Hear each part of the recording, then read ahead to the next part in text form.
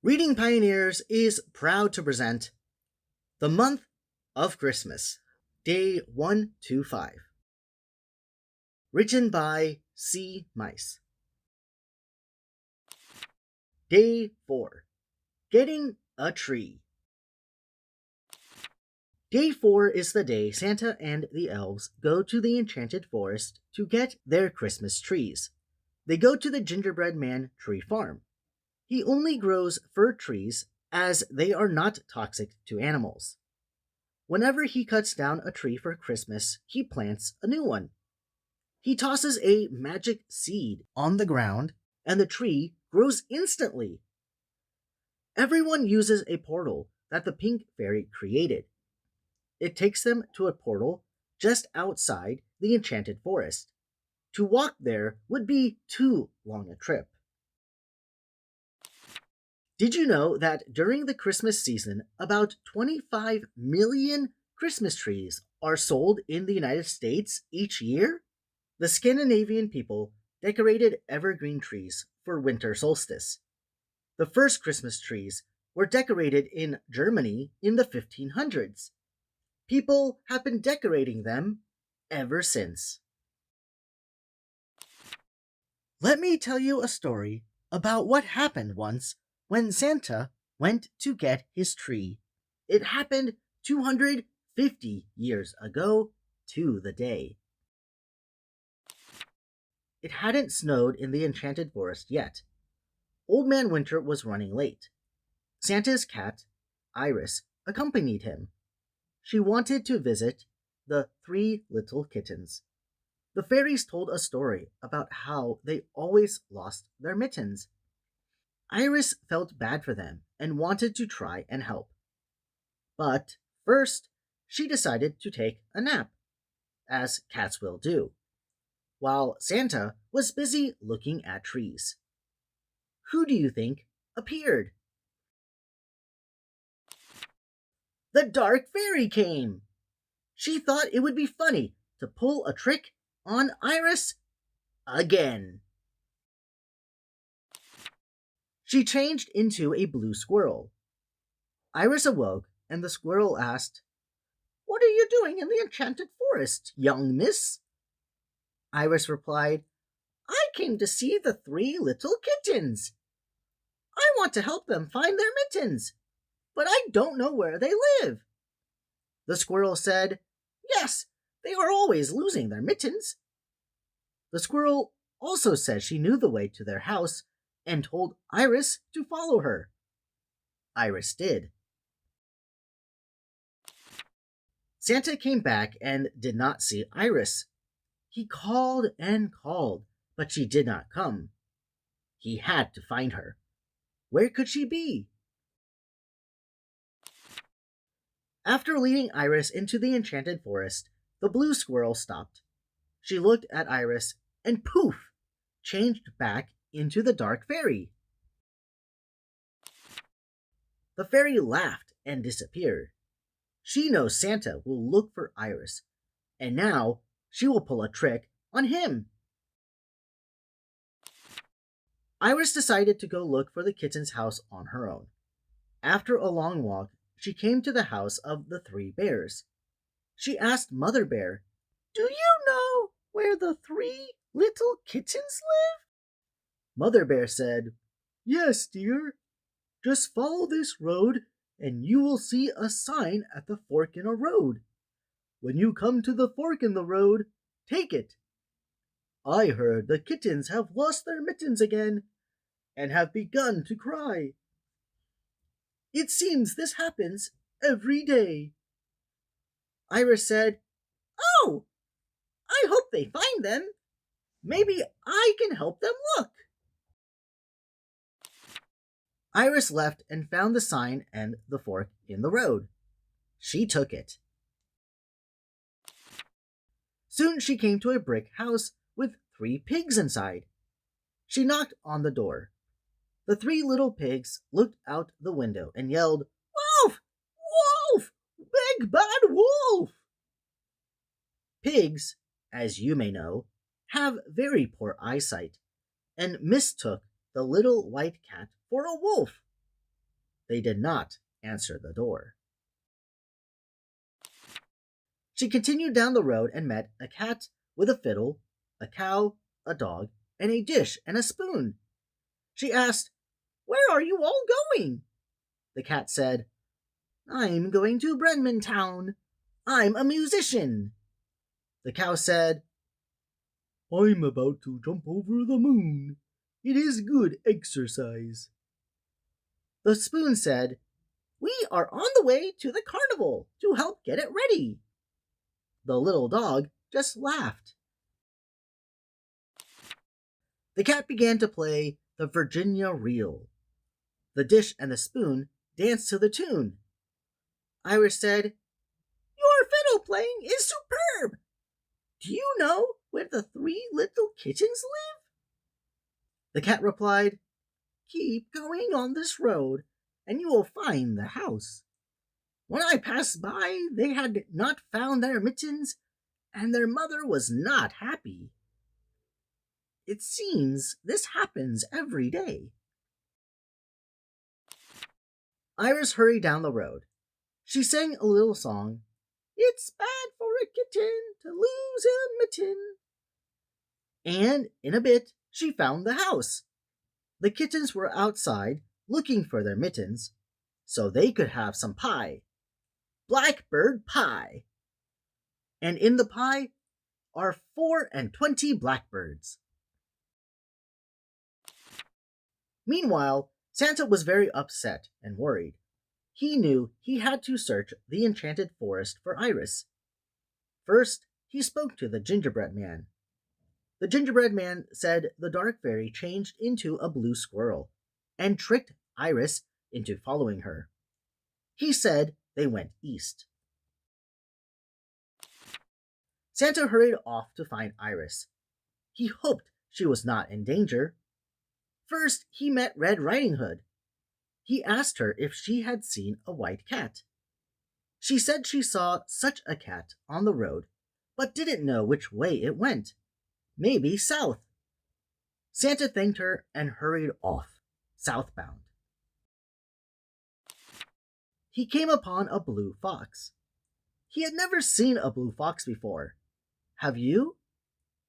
He hoped the fox could help him. He asked her if she had seen a little white cat. The fox yawned, as she had just woken up, and said, "Oh, yes, the little white cat. She went north to Bremen Town. She was following a blue squirrel. I was too tired to chase them." Santa turned around and headed north. After he took a few steps, the fox turned into the Dark Fairy, laughed, and disappeared. She had tricked Santa. Santa hurried. He was frantic. Where was Iris? Was she okay? He talked to the three little pigs. They had not seen her. They told him they had just chased away a white wolf and asked if he had seen any other wolves. He walked and worried. Where could Iris be? He passed the carnival. A boy named Simon wanted some pie, but he had not a penny. Everyone was working to prepare the carnival for Christmas. Santa hurried on. Next he came to the troll bridge. As he crossed it, the troll jumped out and bellowed, "Who is crossing my bridge?"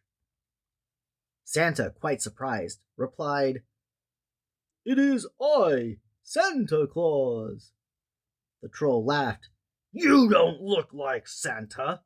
Where are your long ears and fluffy white tail? And where is your basket with eggs?" Santa was dumbfounded and struck. What could he do? Jack Frost was in the enchanted forest that day, changing the color of the leaves. The green becomes beautiful, fiery shades of red and yellow and orange. He was almost to the troll bridge. Jack arrives and sees Santa is in trouble. The troll would not let him pass. Jack tells Santa, "I can take care of this troll." What do you think he will do? Jack used his frost to freeze the troll. He said, "Don't worry, Santa. He will thaw soon. You can cross the bridge now." Santa thanked Jack and said, "This Christmas, only coal for the troll." Jack laughed and went back to changing the color of the leaves. Santa crossed the bridge and met the Billy Goat's Gruff. They said they had not seen Iris. Santa is becoming more worried by the minute. Next, he met Peter Pan and Tinker Bell, who said Iris went east. They heard her singing something about kittens and mittens. Santa hurried off to the east. Tinker Bell had wanted to ask Santa about her sisters, the Sugar Plum Fairies, but she understood he was worried and in a hurry. Soon he arrived at the house of the 7 dwarfs. In the distance he could hear 7 voices singing, "Hi-ho, hi-ho." Snow White was in the yard singing to the birds. She loves to sing. She said, "Excuse me, I don't think we've met. I am Snow White. Who are you?" Santa Claus," replied Santa. "Hello, Santa Claus. Didn't you and some elves move to the North Pole before time began? How is it up there? The birds tell me it is so cold." "I don't like the cold," said Snow White.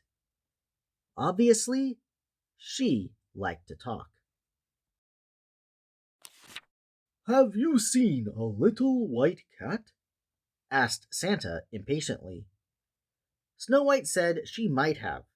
She saw a cat and she thinks it was white, but she was busy talking to an old woman with apples. She asked if Santa would like the apple the woman gave her. She hadn't eaten it yet. He said, "No, thank you. Did you see which way the cat went?" Snow White said she thinks the cat went north, but it may have gone south. What a mess! Will Santa ever find her? Santa called and called her. She did not come. He does not know that by now Iris is safe at the 3 little kittens' house. Iris and the kittens stared at each other. Iris said, "Hello." The orange kitten said, "You look familiar." The yellow kitten agreed, "Yes, you do look familiar. Did you pass by earlier playing a fiddle?" Iris said, "No, you have mistaken me for the cat that is going to Breadman. The gray kitten said, "Well, we have lost our mittens. Can you help us find them?" Iris replied, "I'd be happy to." She vaguely remembered having mittens a long time ago. They searched high and low and high. Finally, they found the mittens and went in the house. Mother was very happy that they found their mittens, and then noticed Iris. She cried, "My baby, where have you been? We searched and searched for you when you disappeared." Now, Iris remembered. She told the story about the butterfly. The orange kitten said, "I remember that day. I was so sad." Mother said, "That dark fairy is wicked." Iris also told them how she came to live with Santa. They purred a loud, happy purr. What a wonderful day this is! Mother gave them all blackbird pie for finding the mittens. They love blackbird pie. She said, "Tell me, dear, are you happy living with Santa?" Iris said, "Oh, yes, Mother. He is kind and generous."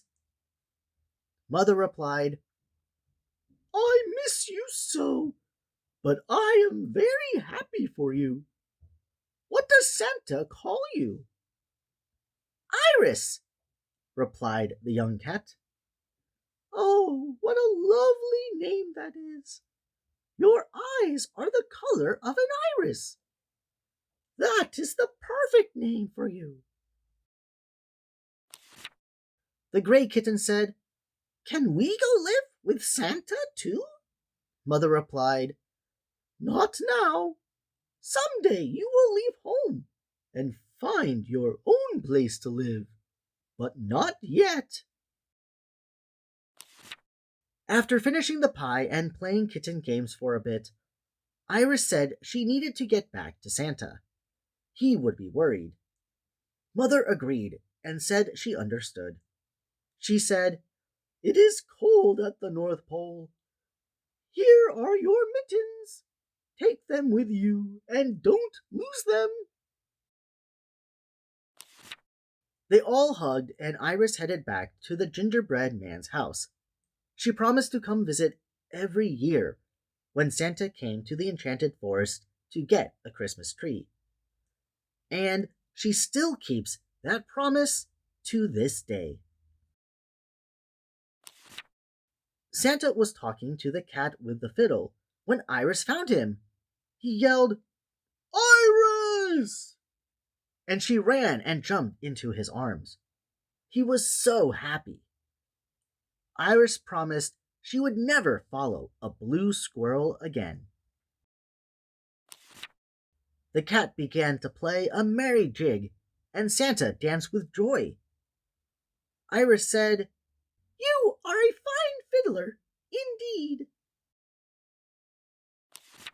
They went back to the gingerbread man tree farm.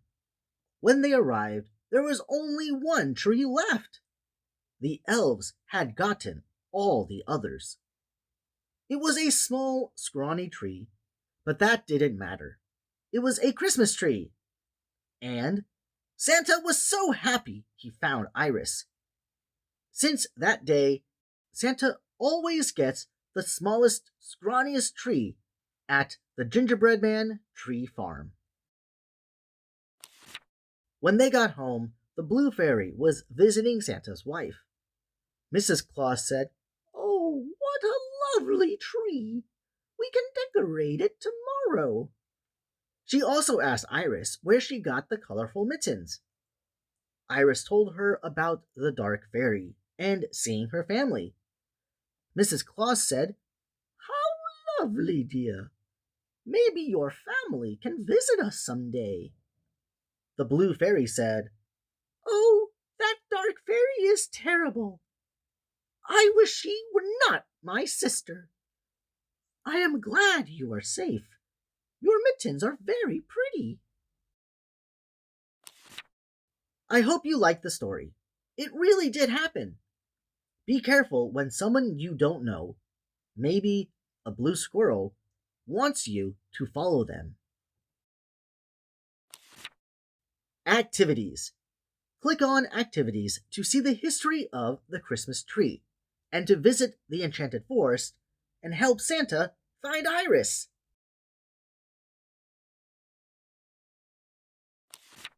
Happy Holidays from Reading Pioneers. This video is part of The Month of Christmas, a book series by Sea Mice, who asked me to read the entire series on this YouTube channel. While this is only one part of the book, you can find out what happens next by subscribing and staying tuned until December 25th, which is when I will finish with the entire book series. That's right. Every day for the next 4 weeks, I will be uploading a story about Christmas. The best part is, This series can be found on Barnes & Noble, Apple Books, and many other platforms for free. Yes, free!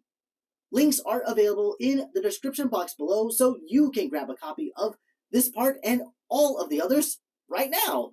Also, please support the channel by liking the video and sharing it with your friends and family. If you have a book you'd like to be read on this channel, please send me an email, contact@readingpioneers.com, so we can turn it into the next video. Unfortunately, this is it for today. I can't wait to show you the next part of the series, so stay tuned, and thanks again, readers, for joining us today. Until next time, I hope you all have an amazing day. Bye-bye!